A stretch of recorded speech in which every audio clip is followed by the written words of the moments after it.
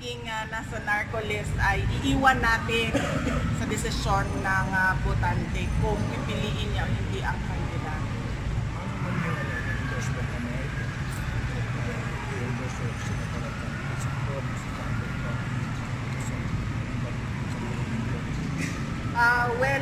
Sa tingin naman namin, ganun din yung desisyon ng mga voters.